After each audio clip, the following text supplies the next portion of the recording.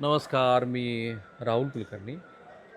Mister Trump यांचं भारतानं काय घोडं मारलं आहे माहिती नाही आहे आणि माय फ्रेंड मोदी असं म्हणत आणि भारताबद्दल मला खूप प्रेम आहे असं सांगत मिस्टर ट्रम्प आणि त्यांच्या प्रशासनातली लोक वेळोवेळी भारत हा असा आमचा कसा सहकारी आहे, क्वाडमधला तो मेंबर आहे, जागतिक पातळीवरती आम्ही कसे भारताचे मित्र आहोत असं सांगतात.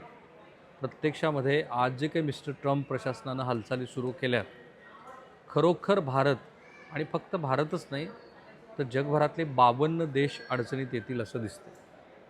मिस्टर ट्रम्प यांचं हे जे वर्तन आहे, हे वर्तन हे मागा, मेक अमेरिका ग्रेट अगेन, हे त्यांच्या दृष्टीनं कितीही योग्य वाटत असलं त्यांच्या समर्थकांना, तरी ज्या पद्धतीच्या संघर्षातनं सगळं जग आत्ता जात आहे, भारताची जी एनर्जी सिक्युरिटी आहे तिला खूप मोठी अडचण निर्माण झाली आहे.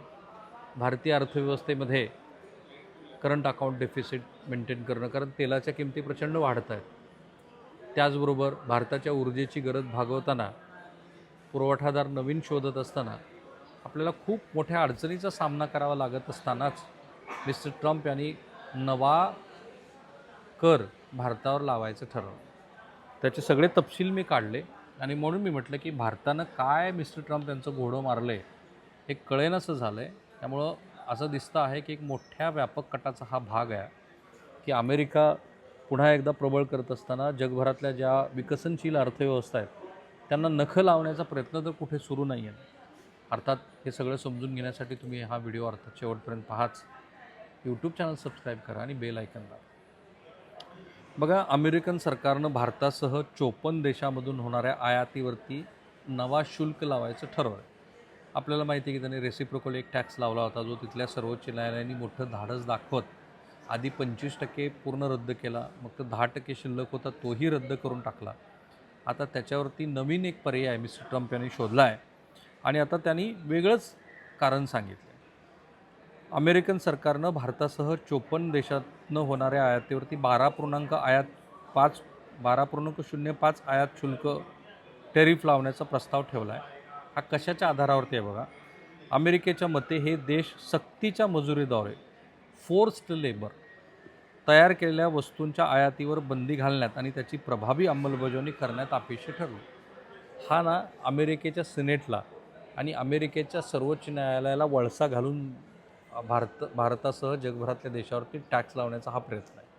सर्वोच्च न्यायालयाने तिकडे बंदी घातली, मोठी नाचक्की झाली मिस्टर ट्रम्प यांची आणि त्यांच्या समर्थकांची. मग यांनी हा दुसरा मार्ग काढला आहे. काय तर म्हणे भारत आणि जगभरातले देश हे त्यांच्या इथले जे फोर्स लेबर आहेत, इथे काम करायला माणसं मिळेनात किंवा जी आहेत त्यांच्याकडनं काम करवून घेताना नाकी नऊ येतं, इथे कोण कुणाला फोर्स करेल. याच्या उत्तरात भारत सरकारनं असं म्हटलं आहे की या घडामोडीबाबत अमेरिकन सरकारबरोबर सतत संपर्कात आहोत आणि व्यापारावरील एका अंतिम कराराला इंटरिम ॲग्रीमेंट अंतिम रूप देण्याचं काम सुरू आहे. काही कोणाच्या हातात नाही. Mister Trump is a whimsical person. त्यांना जसं हवं तशा पद्धतीनेच ते जगाला झुकवू इच्छित आहेत. त्यांना काही घाई नाही आहे मिडल ईस्टमधला युद्ध संपवण्याची, कारण अमेरिकेमध्ये अक्षरशः पैशाचा महापूर आहे. जगभरातल्या वेगळ्या देशातनं गुंतवणूकदार त्यांचा डॉलरमधला पैसा काढून घेत आहेत, ते अमेरिकेमध्ये घेऊन चाललेत. तिथं ज्यांचे कायदेशीर बखेडे उभा राहत आहेत त्यांनाही ते जबरदस्ती करत आहेत की तुम्ही हा जर कायदेशीर बखेडा मिटवायचा असेल तर आमच्या देशामध्ये गुंतवणूक करा. अदानी हे त्याचं उदाहरण आहे.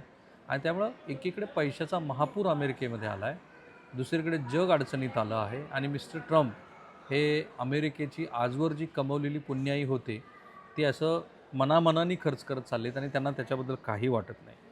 अमेरिकेच्या व्यापार प्रतिनिधीच्या USTR कार्यालयानं यावर्षी मार्च महिन्यात US ट्रेड ॲक्ट 1974च्या सेक्शन 301 अंतर्गत एक चौकशी सुरू केली.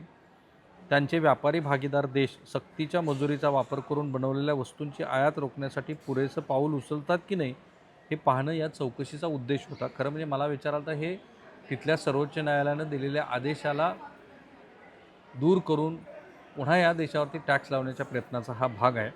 भारतासह इतर देश 22 जूनपर्यंत सार्वजनिक सुनावणीत भाग घेण्यासाठी विनंती अर्ज करू शकतात.